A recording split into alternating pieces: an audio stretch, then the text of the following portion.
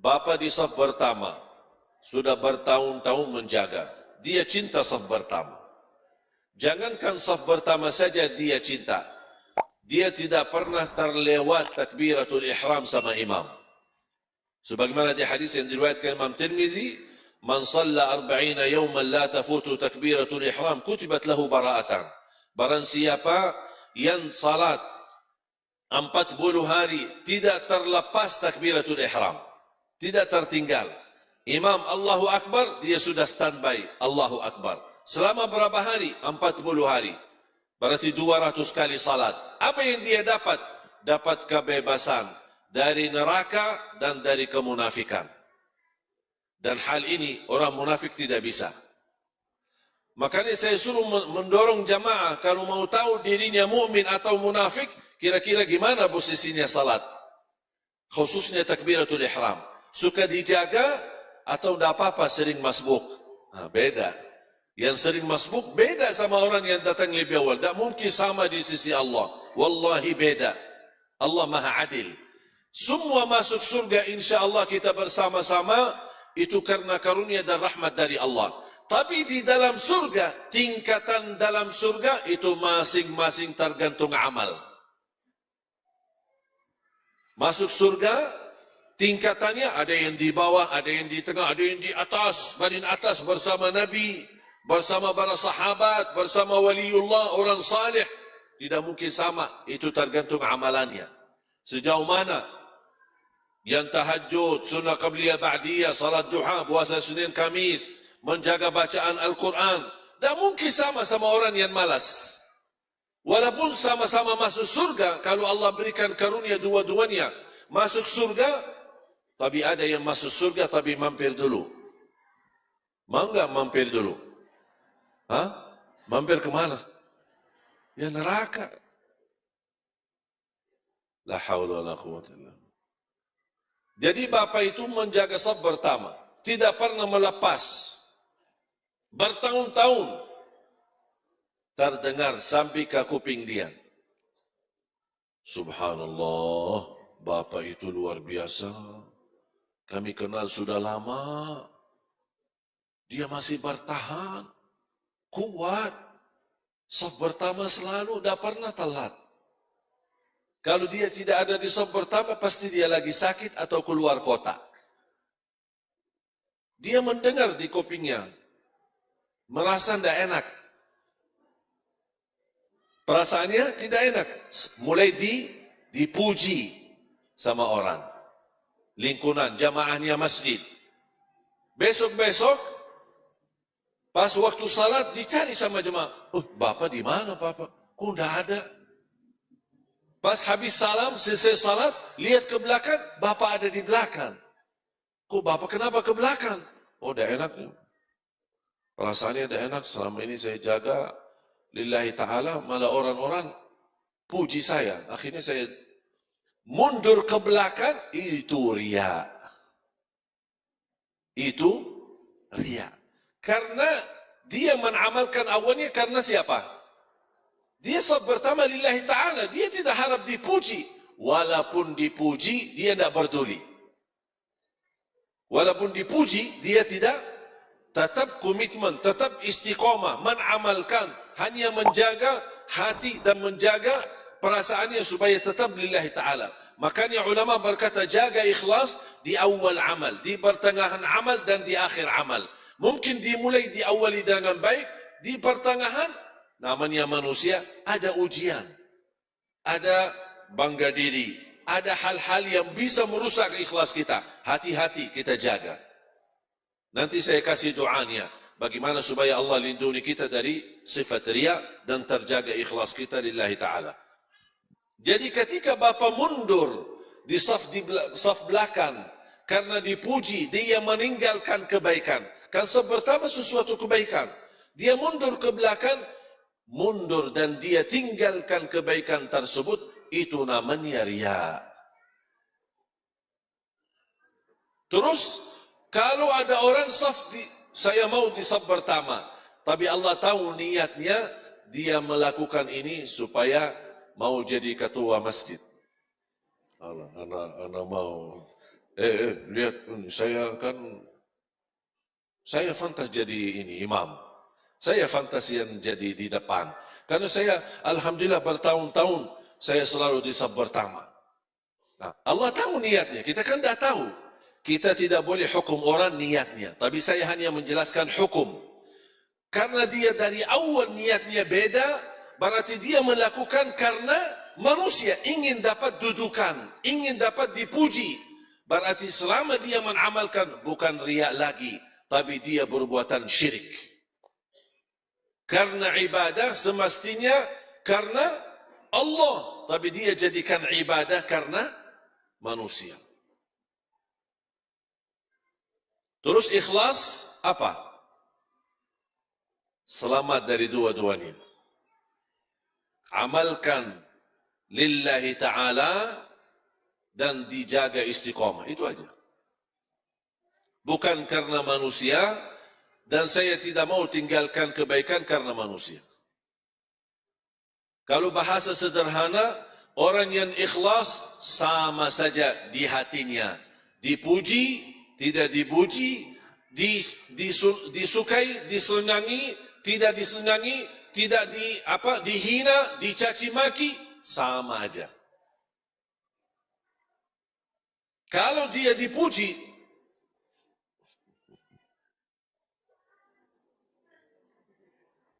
senang dia. Hatinya senang, merasa bangga. Itu berarti hati-hati. Kalau pas dihina, dicaci maki, tersinggung. Keras, sakit hatinya. Oh, hati-hati. Berarti dia sensitif, jauh dari ikhlas. Kalau orang yang ikhlas, tidak peduli. Tidak peduli. Yang hanya dia pedulikan adalah Allah senang. Kalau Allah senang, aku tidak peduli. Makanya ketika ada orang bertanya kemarin, aku suka berbuat kebaikan. Tapi kenapa teman-teman saya menilai perbuatan saya salah? Saya menjawab, kenapa kamu pusing? Sekarang kamu berkata, saya lakukan kebaikan lillahi ta'ala. Dinilai sama orang lain, nilai yang buruk. Atau buruk sangka, urusan kamu apa? Kenapa kamu pusing fikirin dia? Kalau dia berburuk sangka, tidak usah peduli. Yang penting kamu tahu diri, saya mengamalkan ini karena Allah. Orang lingkungan saya senang, lingkungan saya tidak senang, lingkungan itu mendekat, lingkungan itu menjauh, saya tidak peduli. Biarpun hidup sendiri, tapi amalan saya tahu, ikhlas lillahi ta'ala, tidak usah pedulikan manusia. Faham tak? Jamaah sekalian, hubungan kita sama manusia hanya saling mengisi, saling membagi kebaikan. Tapi kalau urusan kita sama Allah, jangan lipatkan manusia. Kalau ada sesuatu kita sama Allah, jangan mencari ridha manusia. Aku berdakwah, aku ingin mendapatkan masa yang banyak. Aku ingin mendapatkan orang memuji cara dakwah saya. Ada orang ini. Hati-hati. Berarti sudah tergeser dari kebenaran. Jangankan dia jatuh riya, bisa dia jatuh ke dalam syirik. Na'udzubillah min zalik. Ada satu doa di hadis yang sahih yang dibacakan oleh Nabi Muhammad sallallahu alaihi wasallam. Dan menurut saya itu doa memohon perlindungan dari riya. Memohon perlindungan dari riya. Allahumma inni a'udzu bika an usyrika bika syai'an wa ana a'lam wa astaghfiruka lima la a'lam. Allahumma, coba sama-sama. Allahumma inni a'udzu bika an usyrika bika syai'an wa ana a'lam wa astaghfiruka lima la a'lam. Ya Allah, Aku berlindung kepadamu dari segala perbuatan syirik yang saya tahu, dan aku istighfar dan memohon ampun dari perbuatan yang saya tidak tahu. Yang dimaksud apa? Berlindung kepada Allah dari perbuatan yang bisa menjatuhkan saya dengan sengaja kepada syirik, atau bisa menjatuhkan saya tidak sengaja dengan syirik. Aku berlindung kepada Allah dari perbuatan syirik yang sengaja atau tidak sengaja. Apalagi hal-hal yang tidak sengaja.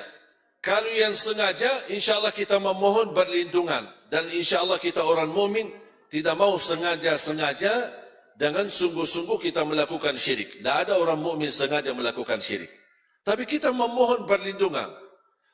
Tapi yang sering terjadi adalah sering kita jatuh dalam syirik, jatuh dalam riya, tapi kita tidak tahu, tidak sadar itu riya.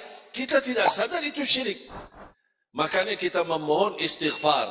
Wa astaghfiruka lima la a'lam. Memohon berlindungan Allah subhanahu wa ta'ala dari perbuatan yang salah. Atau salah niat, atau salah berbuat. Allahumma inni a'udhu bika an usyrika bika syai'an wa ana a'lam. Wa astaghfiruka lima la a'lam. Bisa sebenarnya cari di Google doa berlindungan dari syirik. InsyaAllah keluar hadisnya, riwayatnya. Mudah-mudahan bermanfaat. Doa ya muqallibal qulub, tsabbit qalbi ala dinik. Yang membola-balik hati, tetapkan hatiku atas agamamu. Ini doa termasuk sangat bagus. Rasulullah SAW sering membaca dan dijaga di dalam salatnya, di dalam sujud. Dan doa dalam sujud kapan saja boleh. Sujud pertama, sujud kedua, sujud rakaat pertama, sujud rakaat kedua, sampai sujud terakhir, semuanya boleh. Selama bersujud, bebas berdoa. Tapi kenapa kebanyakan dia doa di sujud terakhir? Mungkin dia khawatir kalau sering doa di setiap sujud, nanti dia salah hitung rakaatnya. Ada orang, pas dia bangun dari sujud karena panjang sujudnya, dia berdiri, aku di rakaat berapa ya? Lupa. Makanya ada usulan dari ulama, jadikan doanya di sujud terakhir, supaya tahu habis itu, mau sudah langsung tahiyat dan salam. Tapi boleh enggak saya setiap sujud doa? Boleh. Rasulullah SAW bersabda, "Aqrab ma yakunul 'abdu ila rabbi wa huwa sajid." Sebagaimana hadis yang sahih, dekat posisi seorang hamba di sisi Allah, dekat sama Allah ketika dia dalam keadaan sujud. Fa'akthiru minad du'a, barbanyalah doa.